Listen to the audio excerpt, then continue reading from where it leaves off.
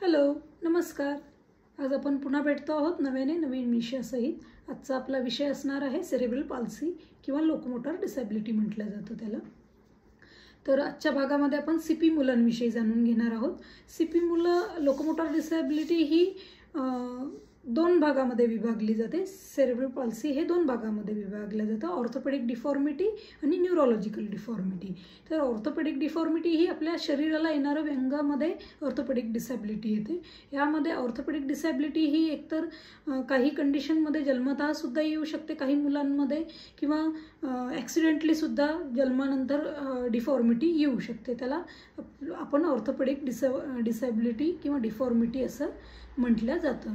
तर या कंडिशनमध्ये मुलांचा IQ लेवल बऱ्यापैकी नॉर्मल असतो। या मुलांचा बुद्ध्यांक जो आहे तो सामान्य असतो। सामान्य मुलांसोबत ही मुलं चांगल्या प्रकारे शिक्षण घेऊ शकतात।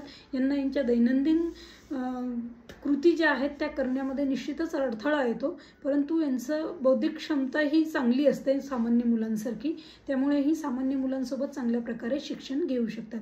यांना जर सामान्य शाळेमध्ये शिक्षण घेताना आपण जर ॲक्सेसिबल सिटिंग अरेंजमेंट करून दिली क्लासमध्ये, किंवा रीडिंग रायटिंगसाठी ॲक्सेसिबल डिव्हाइसेस आपण त्यांना अवेलेबल करून दिले, तर ही मुलं इतर मुलांसोबत चांगलं शिक्षण घेऊ शकतात। ही मुलं भविष्यामध्ये नोकरीसुद्धा चांगल्या प्रकारे करू शकतात। तर अशा प्रकारे ही ऑर्थोपेडिक डिफॉर्मिटी असते। आणि न्यूरोलॉजिकल डिफॉर्मिटीमध्ये बऱ्याच वेळा न्यूरोलॉजिकल डिफॉर्मिटी ही जन्मताच येण्याची शक्यता असते। यामध्ये काही मुलं ही सामान्य IQ असलेली असतात, बुद्ध्यांक असलेली, आणि काही मुलांमध्ये इंटेलेक्च्युअल डिसॅबिलिटी येण्याची शक्यता असते, बौद्धिक अक्षमता मुलांमध्ये येण्याची शक्यता असते। तर असं का बरं? तर ज्यावेळी आईच्या पोटात बाळ असतं त्यावेळी जर आई कुठल्या आजाराने, मोठ्या आजाराने ग्रस्त झाली, किंवा आई काही ॲक्सिडेंटली पडली कुठे, तर इंटेलेक्च्युअल डिसॅबिलिटी किंवा न्यूरोलॉजिकल डिफॉर्मिटी मुलांमध्ये येण्याची शक्यता असते। तर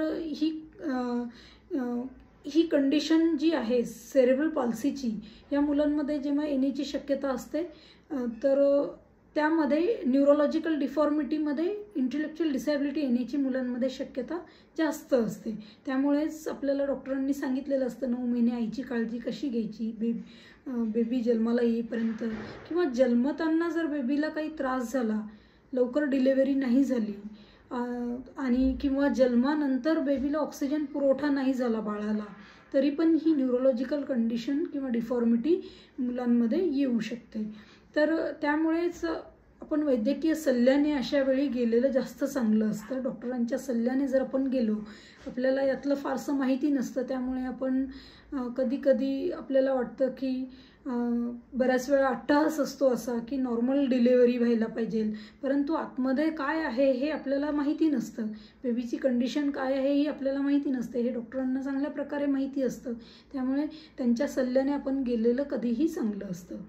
तर अशा प्रकारे आज आपण सेरेब्रल पाल्सी विषयी जाणून घेतलं आहे।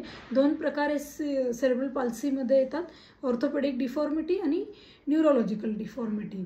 तर पुढच्या भागामध्ये पण आपण CP विषयी जाणून घेणार आहोत।